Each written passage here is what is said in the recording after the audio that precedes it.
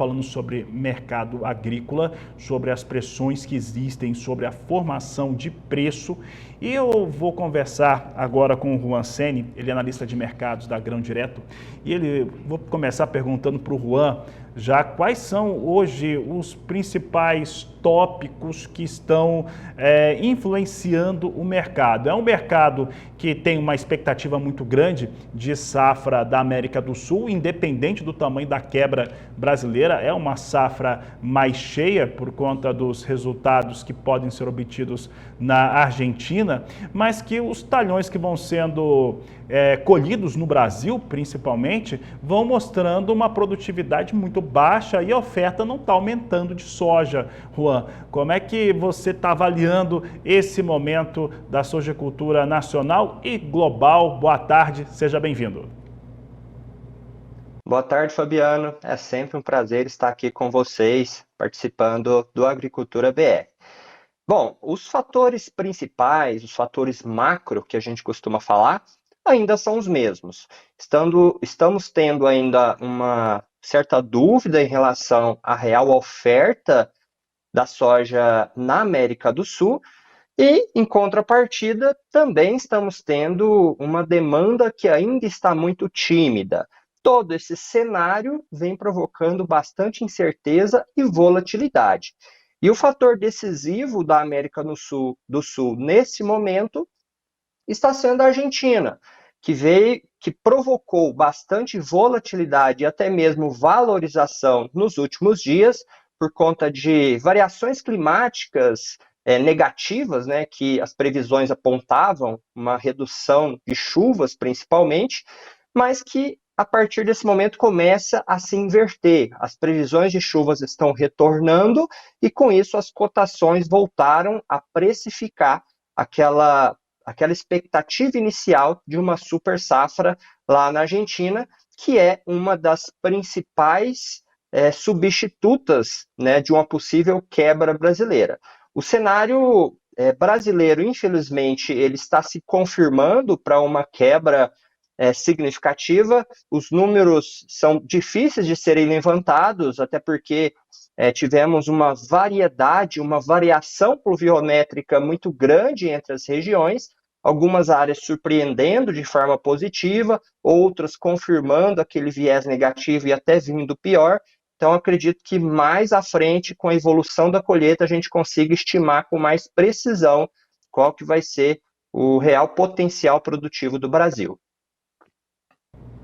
Juan, vamos pensar aqui no seguinte cenário, tá? Até porque existe já uma grande movimentação no Brasil das associações de produtores, as AproSojas, AproSoja Brasil, Abramilho, CNA, Confederação Nacional da Agricultura, junto também ao Ministério da Agricultura, envolveram também o BNDES, mas enfim, tem-se buscado soluções já para um cenário iminente de que podemos ter um endividamento, uma alavancagem muito alta por parte de alguns produtores rurais no Brasil. Então, basicamente, é evitar endividamento e a orientação é que os produtores busquem os seus credores antes dos vencimentos, principalmente agora em abril, que eles vão vir mais intensos, né? Mas buscar já uma solução antes para este cenário.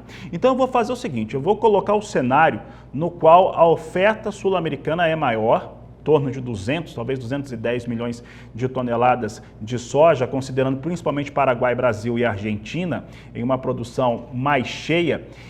Com um mercado como esse, como a América do Sul ofertando 210 milhões de toneladas de soja, como é que fica a comercialização no resto do ano, pensando também que daqui a pouco os norte-americanos vão falar que vão plantar mais soja na próxima safra, na 24, 25. Como é que deve se comportar o mercado em relação à precificação? Bom, Fabiano, pelas notícias que você trouxe aí, a gente só vê viés negativo, infelizmente. A gente só vê notícias em que a oferta tende a ser maior do que o ano passado e, de forma predominante, até mesmo maior que uma possível demanda, né, que deve se manter minimamente neste ano.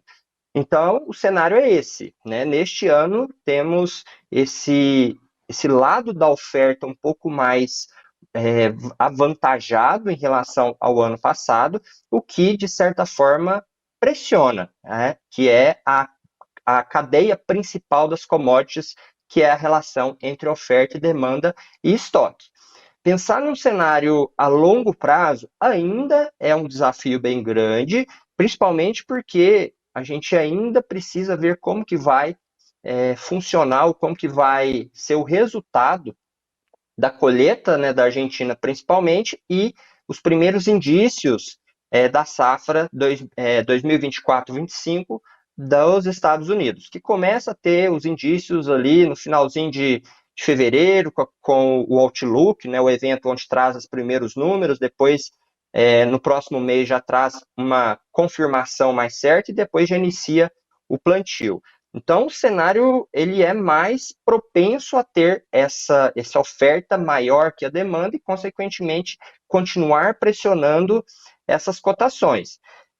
Claro que o mercado, nesse meio tempo, Fabiano, ele com certeza deve trazer boas oportunidades, porque temos a variável climática embutida em todo esse cenário, que é um dos principais causadores de volatilidade. Não precisamos pensar muito longe. No ano passado, no final do ano passado, tivemos boas oportunidades diante do cenário para que os produtores pudessem negociar pelo menos parte, né, aquela parte segura da comercialização, porque ninguém sabia direito como é que o clima ia se comportar. Muitos fizeram, tudo indica que fizeram um bom negócio. Os que não fizeram, resta esse movimento de curto prazo, né, que a gente vê agora, de fevereiro a março, ser positivo para que eles consigam aproveitar essa oportunidade, apesar de pouco provável, né? Então, estamos vendo cotações de Chicago bastante resistentes na região ali de $12 o bushel.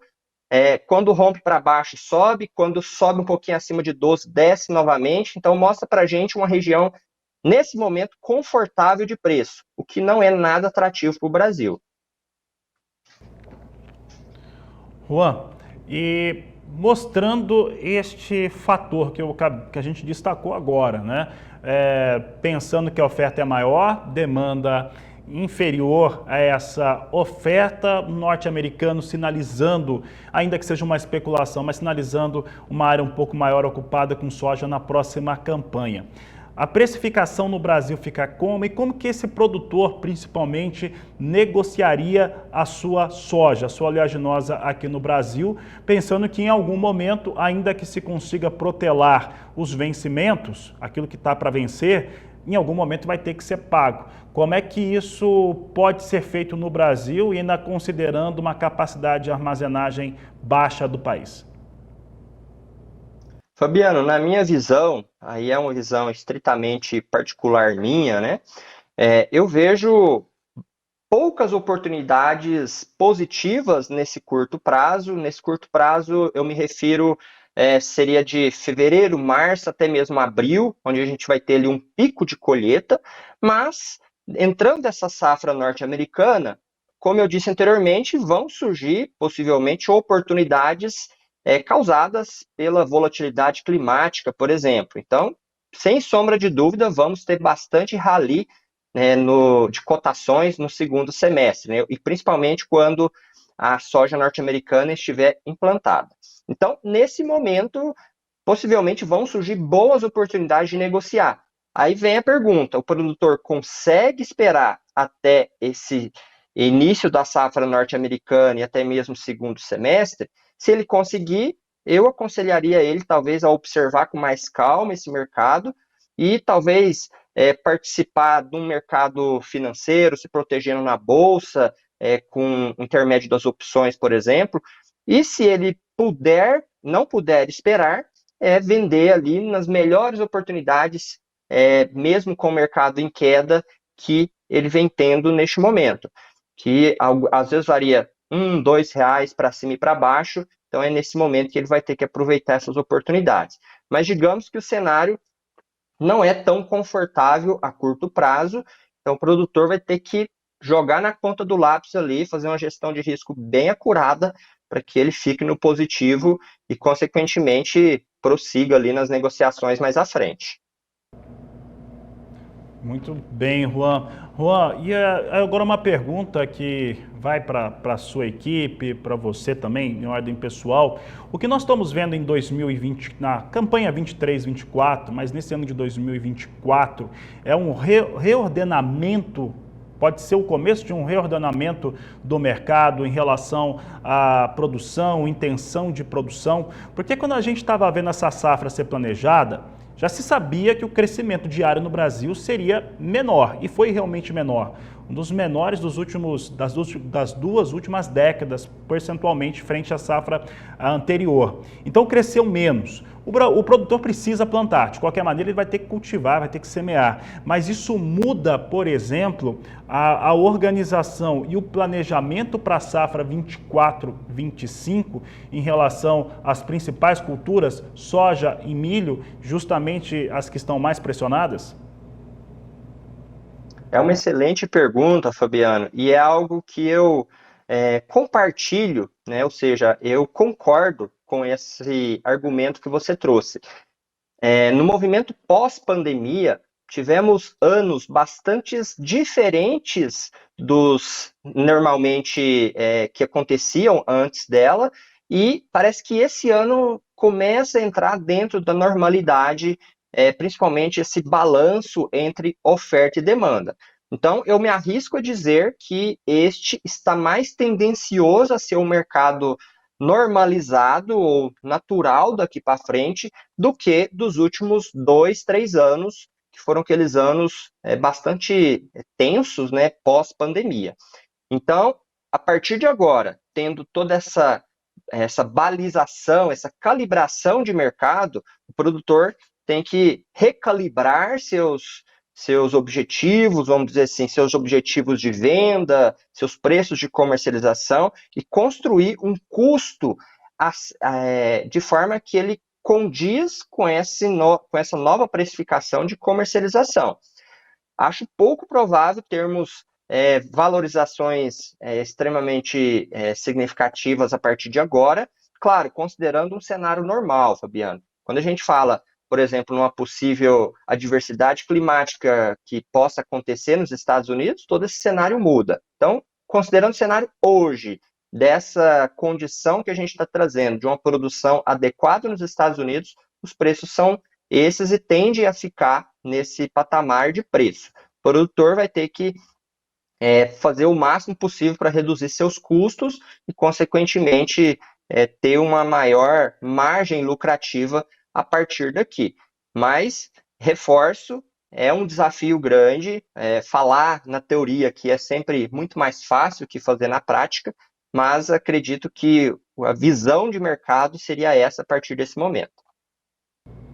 Juan, e agora perguntando sobre especificamente demanda. A demanda, ela não está arrefecida, não colocaria esse termo em relação à demanda por soja global. Mas o fato é que a China cresce de uma maneira mais devagar. A China é o grande consumidor e importador de soja do mundo, e esse crescimento devagar, as dificuldades que a China já tem dentro das suas matrizes econômicas, que tem mais de uma, então vou colocar matrizes econômicas para a China, né, até cometendo um equívoco sobre a terminologia econômica, mas a verdade é que isso é muito mais de uma matriz para definição. Mas essa China que cresce menos, tá? E até que nós estamos vendo sinalizações de outros mercados comprando, mas nada que tenha um volume, uma demanda como a da chinesa. Como é que fica essa situação, né? Demanda, já que essa demanda tem crescido numa velocidade bem mais lenta do que a capacidade de aumentar a oferta. Quando a gente fala em demanda, principalmente pela soja, a primeira coisa que vem na cabeça é a China. E a China, para comprar, para ter essa demanda aquecida, precisa estar bem economicamente, ou seja, sua roda econômica, sua engrenagem econômica precisa estar girando de forma rápida e aquecida. E, infelizmente, pelos dados que a gente vem acompanhando, não é isso que vem acontecendo por lá. O país ainda vive uma crise imobiliária muito grande, inclusive Semana anterior tivemos a falência decretada da maior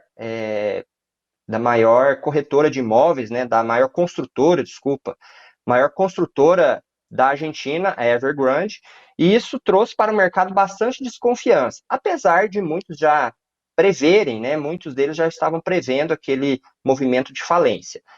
Tivemos também meses atrás divulgação do PIB da China, que trouxe o menor crescimento desde 1990.